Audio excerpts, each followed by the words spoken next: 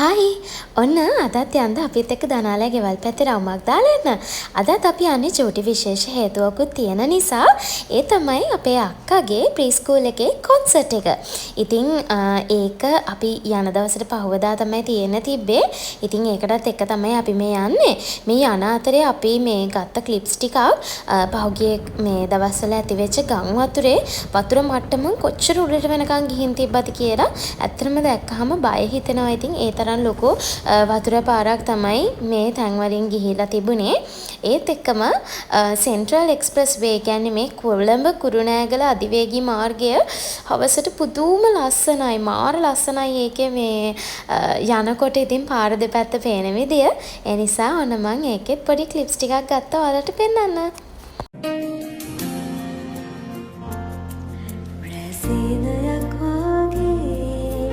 ජීවිතේ වාගේ වේදනා පාවෙලා ඔන්න ඉතින් ඊට පස්සේ අපි කුරුණෑගල ටවුන් එකට ආවා.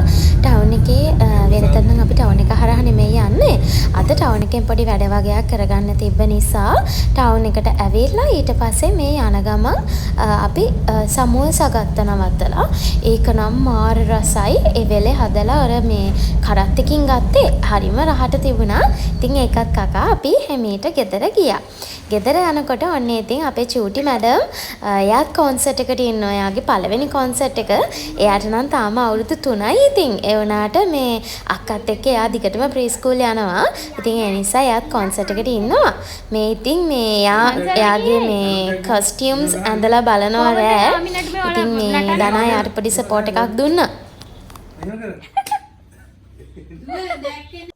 ඉතින් මේ ඉන්නේ අපේ චූටි අලුත් අමුත්තා. එයාට ඔන්න තාම දැන් නම් මාස 3 සම්පූර්ණයි. ඉතින් මේ එයා තමයි අපේ චූටි හෂ්වින් බබා.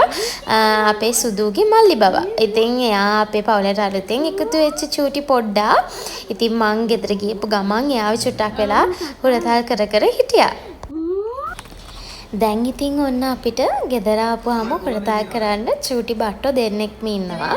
ඉතින් ඇත්තටම ගෙදර ආපුවාම කාලේ යනවා තේරෙන්නේ නැහැ මේගොල්ලොත් එක්ක ඔය එක එකව කියව ඉන්නකොට. දැන් අපේ සුදු කෝලම් මල්ලක්. එයා හරියට දන්නවා ගොඩක් දේවල් ඇක්ට් කරන්න, ගොඩක් දේවල් මේ හරිම හොඳට එයා ලොකු අය කරන දේවල් අනුකරණය කරනවා. ඉතින් මේ දවස ගෙවෙන්නේ එයාගේ කෝලම් බල බල තමයි.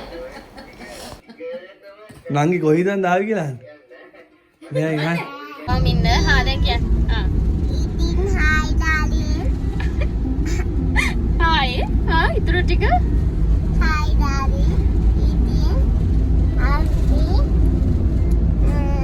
මට දන්දාවා දැන් අපි මොන්ටිටෝලි ඇලලා ඉවල වුණාට පස්සේ ආවා ඊට පස්සේ වලු දන්දාවා හෙට හම්බෙමු ඉතෝලදී ඔය හෙට අපේ කොන්සර්ට් එක හෙට අපේ කොන්සර්ට් එක ඔයා ඩාන්ස් කරනවා නේද? හෙට හම්බෙමු. හෙට හම්බෙමු බයි පේනව නේද මගේ චුට්ටි දඟමල නැන්දිගෙන් ඉගෙනගෙන තියෙන දේවල්. එයා හැම වෙලේම ගොඩක් වෙලාවට මම ඔය YouTube වීඩියෝස් කරන ඒවා බලලා ඒවා ආපහු ඇක්ට් කරලා පෙන්නනවා. ඉතින් එයාත් පුරුදු වෙලා ඉන්නේ නැන්ද වගේම එක එක කෝලම් කරන්න. ඉතින් දැන් මේ පේනවනේ මේ ගොඩ රෑ වෙලා දැන් එයා තවත් නිදි නැහැ. ඉතින් ඒ අතරේ මේ අපිත් කොන්සර්ට් එකේ ඉතුරු වෙලා තිබ්බ වැඩ ටික ඉවර කරන ගමන් හිටියේ. අපි මෙඩල් සැලෙව්වා. ඊට පස්සේ චූටි බබාලාට දෙන්න සර්ටිෆිකේට් ලිව්වා. පේනවනේ වෙලාව එතකොටත් 1:00මාරත් පහොයි. කොහමරි අපි නිදා ගන්නකොට 3ටත් කිට්ටුයි මං හිතන්නේ. ඊළඟට ඔන්න අපි පහවදා උදේම හැරුණා. මට ඉතින් කොන්සර්ට් එකේ චූටි විශේෂ වැඩක් පැවරිලා තිබුණා. අනවුන්ස් කරන්න. ඇත්තටම ඉතින් ඉස්කෝලේ කාලයෙන් පස්සේ මම හිතන්නේ අවුරුදු 10කට විතර පස්සේ තමයි ආපහු අනවුන්ස් කරේ. ඉතින් ඒක මට පොඩි සතුටුදායක අත්දැකීමකුත් වුණා ඇත්තටම. මං සාරි එකක් ඇඳා එදා. ඉතින් අක්කා තමයි ඇඳුවේ. මොකද මම සාරි අඳින්න හරිම හොරයි. අක්කගේ සාරි එකක් ඉතින් යාමට ලස්සනට එක ඇඳුවා. එදා උදේ ඉතින් චූටි වැස්සකුත් වැටුණා. ඒත් අපි ඉතින් අපේ බලාපොරොත්තු අතෑරියේ නැහැ. අපි හැමදේම හොඳින් වෙයි කියලා හිතලා ලෑස්ති වුණා. ඔන්න අපේ චූටි නැට්ටුක්කාරිවත් ලෑස්ති කරලා තියෙන්නේ. අනේ ඇත්තටම ඉතින් යාව මෙහෙම දකින්නකොට මේ හරි ආස හිතෙනවා. මොකද දැන් යා ගොඩක් ලොකු. යාලා හරි ඉක්මනට ලොකු වෙනවා. ඊට පස්සේ ඔන්න මම මේකප් කරලා ඉවරයි. අක්කත් ලෑස්ති වෙලා ඉන්නේ. දැන් ඉතින් කොන්සර්ට් එක පටන් ගන්න තමයි තියෙන්නේ. මෙතනින් ඉස්සරහට මම ඔන්න අපේ චූටි බබාලාගේ කොන්සර්ට් එකේ චූටි ලස්සන ක්ලිප්ස් ටිකක් ඔයාලට ඇඩ් කරන්නම්. මං හිතනවා ඔයගොල්ලෝ ඒ ටික විනෝදයෙන් රස විඳී කියලා. මට මේ නටුම් වල ඔරිජිනල් මියුසික් ඇඩ් කරන්න බෑ. මොකද YouTube එකේ මේ කොපිරයිට් වදින්න ඉඩ තියෙන නිසා. ඉතින් මම බෑග්ග්‍රවුන්ඩ් මියුසික් එකක් එක්ක ඔයාලට මේ පොඩ්ඩොන්ගේ ඩාන්ස් ටික චුට්ටක් බලන්න දෙන්නම්.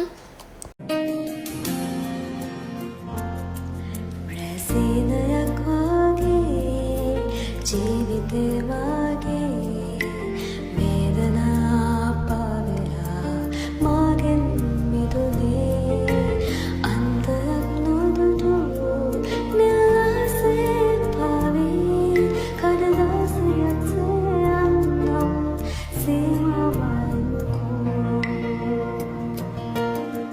සංසාරේ මාගේ කැටේ වේලා මේ වගේ ආවේ ඔබ සමගින් එන්න නිදගන්න මේ ජීවිතේ මට ආදරේ පෙරුම් සුවරෝ කිසිදාක නොපෙතුනේ මෙලෝ. ඉතින් ඔන්න ඔය විදිහට තමයි කොන්සර්ට් එකේ අපේ චූටි බට්ටෝ ටික ලස්සනට යාළගේ නැටුම් ගැයුම් විස්කම් දැක්කුවේ.